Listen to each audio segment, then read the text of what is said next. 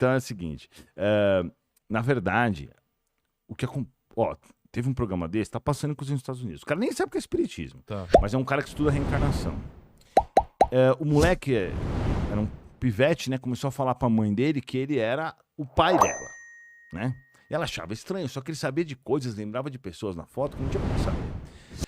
Aí, quando foram estudar o caso dele, o pai dele, o avô dele, era um policial que entrou num posto de gasolina e os caras estavam assaltando. Os caras viram um policial, deram um tiro, pegou uma válvula do coração dele, ele morreu. Tá. Esse moleque reencarnou com um problema nessa mesma válvula do coração. Caramba. Entendeu? Então, tipo assim, essas são algumas provas, vamos dizer assim, né, que mais explicáveis da reencarnação.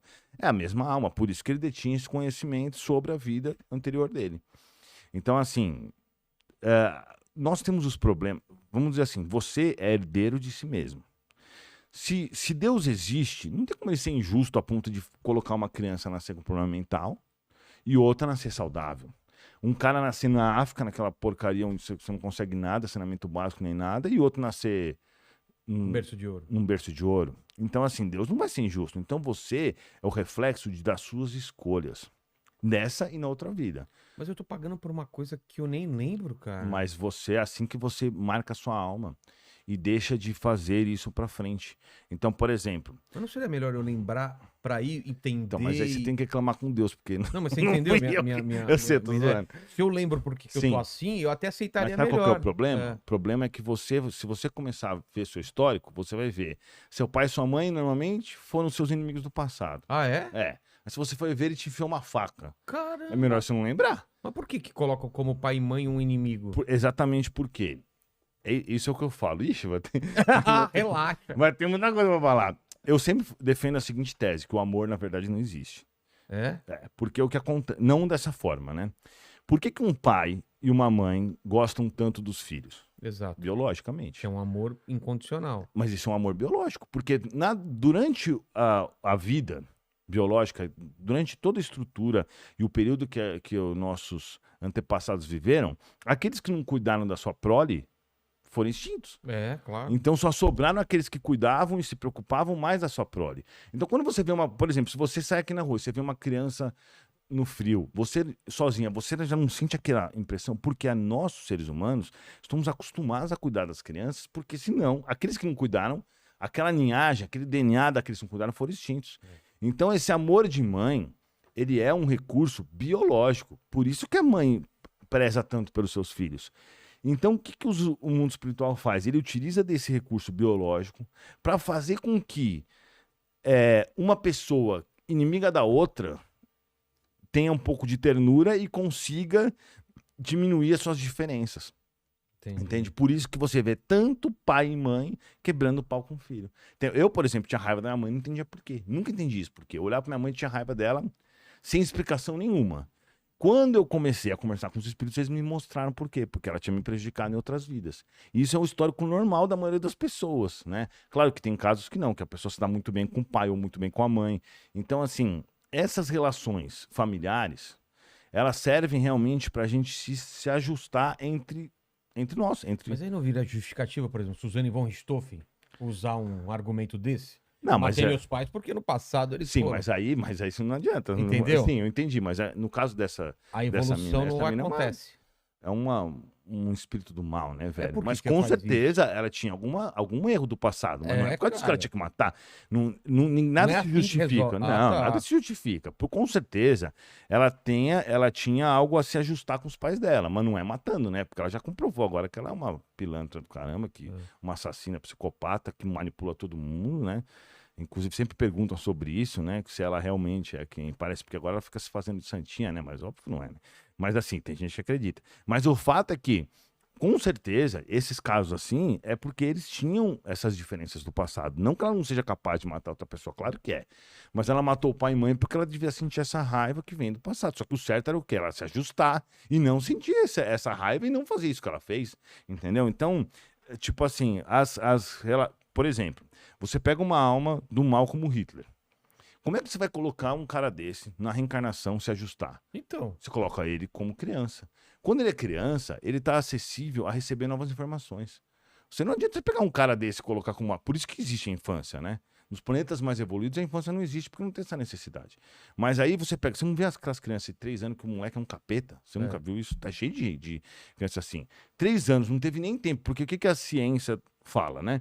Que na realidade você é uma mistura entre os seus genes, do seu pai e da sua mãe, o seu conhecimento nessa vida, o ambiente onde você viveu e as informações que você recebeu no ambiente onde você viveu. Aí você pega 2 gêmeos do mesmo óvulo, do mesmo material genético, que tem o mesmo DNA, e você vê 2 pessoas totalmente diferentes, porque a alma já pré-existia. Então quem está realmente habitando aquele corpo é uma outra alma, não é a mesma coisa. Existe um que a mais que acaba sendo muito importante. Por exemplo, o Einstein. O Einstein não é a mãe e o pai, o material genético, mais o ambiente, mais a alimentação. Se fosse isso, a gente seria Einstein todo dia. Porque quantas mães e pais mais inteligentes têm filho todo dia, com uma alimentação mais equilibrada como a que a gente tem hoje, né? Depende de onde você come. Mas temos uma alimentação muito mais equilibrada, com muito mais opções, muito mais médico, muito mais informação. E você não vê um monte de Einstein. Porque o Einstein já pré-existia. Então, se você parar para olhar, você vai ver que o espiritismo faz sentido em tudo, entendeu? Tô aproveitando para falar isso.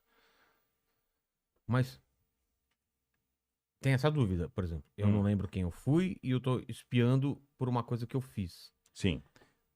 Aí, quando eu morro, eu tenho essa iluminação? Quando você tá vivendo isso daí, é que assim, quando o cara não tem nenhuma falta que é cometida contra as leis de Deus, que fica impune. Não existe isso.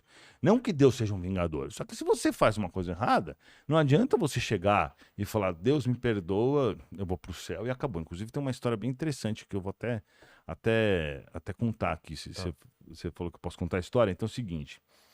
Tem um cara que trampa de segurança pra mim, que é de um tipo uma rota lá do Paraná. Sei. Aí eu tava na minha casa e eu vi um espírito. Nem devia ter falado, né? Bom, agora já foi.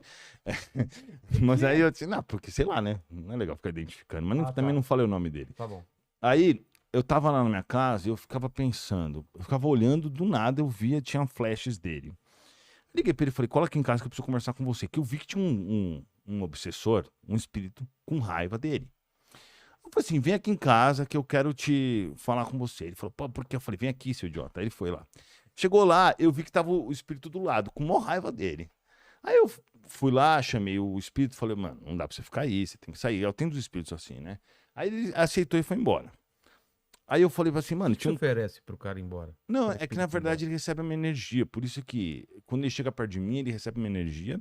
E aí ele fica mais... suscetível a ser ajudado. Se ele não quer ser ajudado e a decisão dos espíritos superiores é que ele saia fora, os caras mandam ele pastar. Entendi. Porque é livre-arbítrio. Eles não vão fazer nada contra a vontade do cara, entendeu? Entendi. Mas se ele quiser ser ajudado, ele é levado.